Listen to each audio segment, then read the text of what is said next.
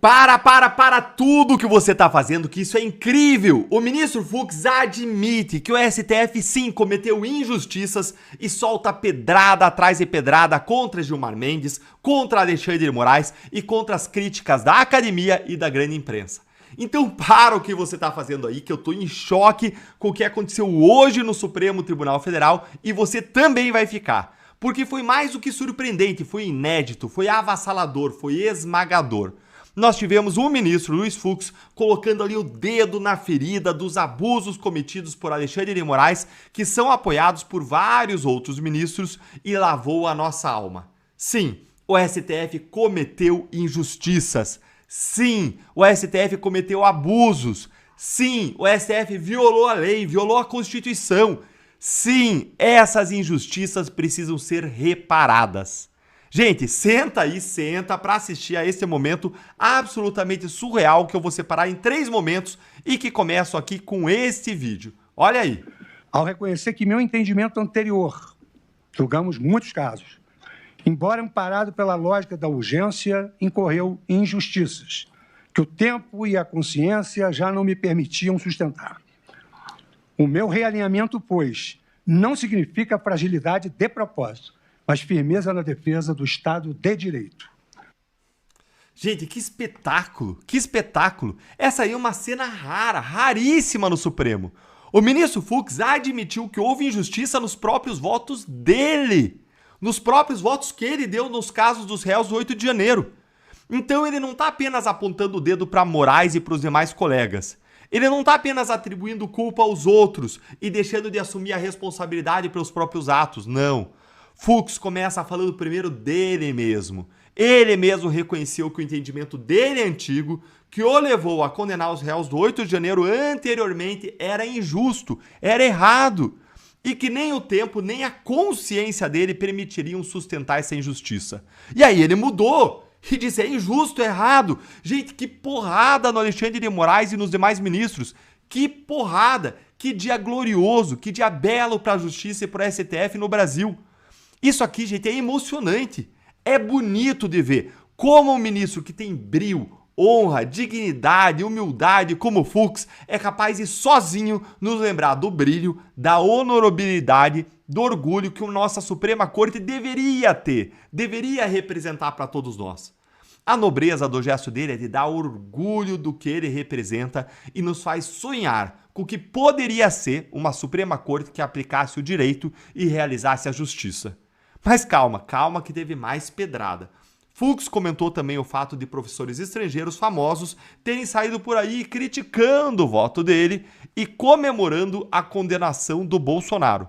E aí ele deu uma verdadeira aula, apontando a militância política que acontece dentro da academia. Dá uma olhadinha nisso aqui, ó. Estrangeiros, um professor mestre italiano e um outro professor polonês.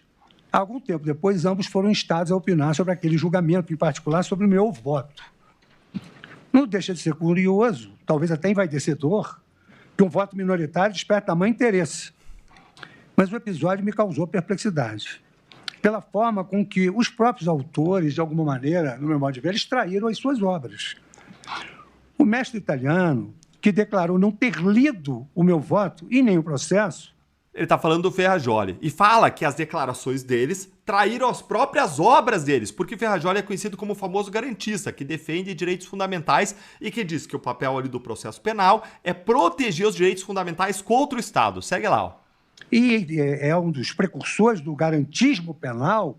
Ele não teceu uma linha qualquer comentário sobre as afrontas por mim indicadas ao devido processo legal, a vedação a tribunais de exceção, a ampla defesa, a individualização das condutas, a proibição da analogia em malam-parte, entre outras garantias elementares. Mas isso é até excusável na medida em que ele teve a lealdade de dizer que não leu o voto e não leu os 70 terabytes. Já o professor Tchevorsky, que se diz um teórico da democracia e, evidentemente, também não leu 70 terabytes, ele não se incomodou em nenhum momento com as restrições à liberdade de expressão e outros direitos fundamentais apontados por organismos internacionais, conforme citei no meu voto, cuja leitura declarou ter feito. A contradição de ambos, no meu modo de ver, é explicada por isso. Não conhece a realidade brasileira, não leram o processo que eles se arvoraram a comentar, e o que ainda, no meu modo, é mais constrangedor, porque nós, professores, temos cuidado, nós todos temos a mesma titulação, somos professores catedráticos, temos livros escritos, e é preciso comentar quando se lê, né? O voto e as suas observações, ali, que com elas não concordo. Eu, com quase 5 décadas de magistério, e sendo professor catedrático, porque essa denominação é antiga, considero lamentável que a seriedade acadêmica tenha sido deixada de lado por um rasgo de militância política. Prestou atenção? Prestou atenção nisso que ele acabou de dizer? Até anotei aqui para ler para vocês, ó. Considero lamentável que a seriedade acadêmica tenha sido deixada de lado por um rasgo de militância política. Que pedrada! Ele colocou aí o dedo na ferida da militância política da academia, na doutrinação que acontece nas universidades em que professores de esquerda se deixam cegar pela ideologia. Algo muito parecido com o que acontece na grande mídia, que tem muito também de militância cega da esquerda. Caracoles, hein, ministro Fux? A gente já gosta de você, olha, não precisa nos convencer a gostar ainda mais não, viu? Que show do Fux, que incrível!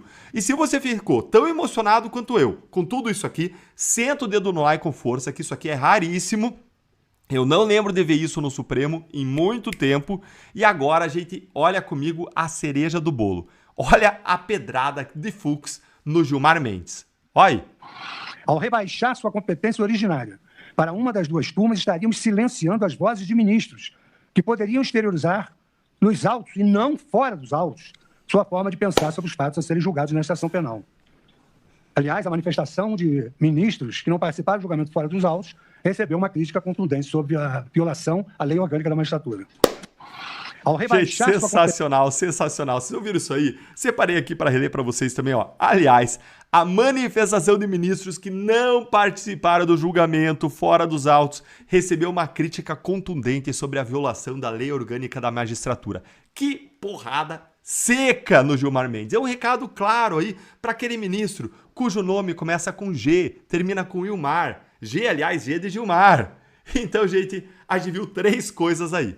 Primeiro, Fux admitindo a injustiça dos julgamentos passados, o que é uma pedrada no Moraes.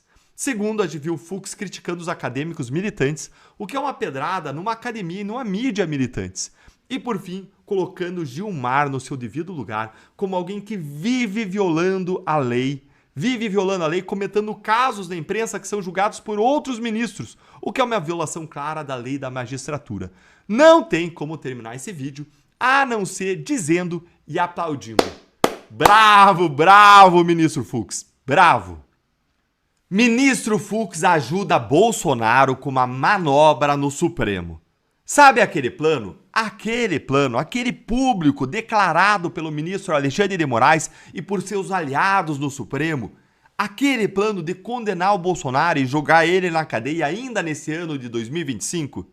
Sabe aquela parte do plano que foi divulgada pela imprensa inteira que o Moraes quer colocar o Bolsonaro na papuda, ou seja, em um presídio comum, desconsiderando que ele é ex-presidente da República, desconsiderando que ele tem problemas sérios e graves de saúde e desconsiderando ainda todos os riscos para a segurança do Bolsonaro por ele ter enfrentado o crime organizado?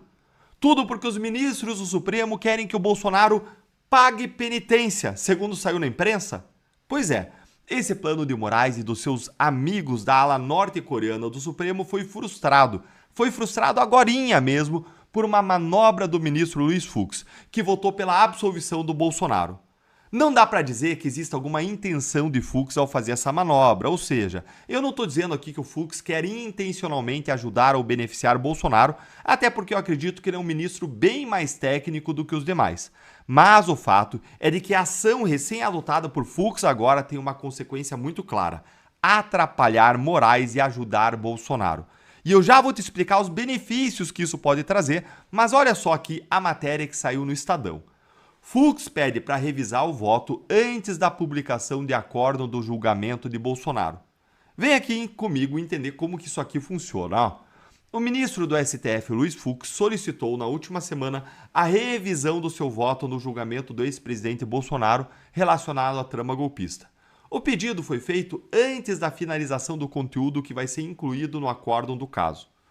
O ministro já havia enviado o seu voto, mas aí ele decidiu revisá-lo antes da publicação oficial. Segundo assessores próximos do ministro, está sendo feita a revisão gramatical do texto sem qualquer tipo de mudança no teor do voto. É o seguinte, gente, quando tem um julgamento no STF, depois que todos os ministros votam, é publicada uma decisão chamada de acórdão, que contém ali todos os votos dos ministros com todos os fundamentos que cada um utilizou. É a versão completa, escrita de todo o julgamento, e é esse o documento que vai ser usado pelos advogados para escrever os recursos contra esse acórdão, recursos esses que vão ser oferecidos contra as decisões dos ministros, contra os votos dos ministros que compõem esse acórdão. O que o Fux fez foi pedir ao STF uma revisão do seu próprio voto, uma revisão ali gramatical. O voto dele tem quase 500 páginas. O objetivo seria corrigir erros gramaticais. E agora, com esse pedido, Fux tem um prazo de 60 dias para devolver o seu voto, ou seja, um prazo de 2 meses. O que significa dizer que o Fux pode, se quiser, devolver o seu voto só lá em dezembro, quando o Supremo já vai estar de recesso.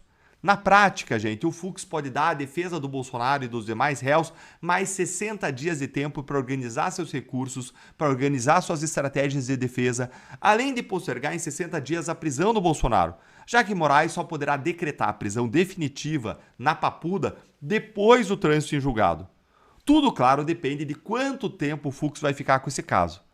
Toda essa manobra, ela faz com que seja possível que a definição do que vai acontecer com o Bolsonaro seja empurrada para 2026, em pleno ano eleitoral. Isso é ruim para o Supremo e isso é bom para o Bolsonaro, já que, se já existia uma percepção pública de que esse processo é uma grande perseguição política, isso só vai aumentar, gente, com Alexandre de Moraes resolvendo mandar o Bolsonaro para Papuda lá em janeiro ou fevereiro de 2026, em pleno ano eleitoral, durante uma época de grande movimentação dos partidos e dos políticos na definição de candidatos. Como eu disse, a gente não sabe se Fux fez esse pedido de revisão do voto com essa intenção. Eu até acho que não. Eu vejo ele, como eu disse para vocês, como um ministro mais técnico. Mas a verdade é que Fux está sendo hostilizado e atacado dentro do próprio Supremo. Como a gente viu na briga dele com Gilmar Mendes na semana passada. Tem vídeo aqui no canal, vou deixar aí na descrição para você ver. Por fazer, e Fux está sendo hostilizado, por fazer o que é certo. Por votar de acordo com os fatos, com a Constituição, com a lei, com a sua consciência. Então, gente, eu não duvido nada de que esse pedido seja uma mostra de indignação do ministro Fux com todas as ilegalidades e abusos que estão acontecendo nesse caso. Que seja uma reação, inclusive, contra as agressões que ele sofreu da parte de Gilmar Mendes. Que, aliás, Gilmar Mendes mencionou 2 casos para fazer as agressões que fez. Não só o caso do Sérgio Moro, mas também o caso do Bolsonaro. E aí, agora o Fux está usando de uma prerrogativa legítima que ele tem como ministro do Supremo. Qualquer que seja a verdade, uma pessoa não gostou disso tudo, e essa pessoa é Alexandre de Moraes. E a regra é clara, se Moraes está triste, então nós que somos contra os seus abusos e ilegalidades estamos felizes.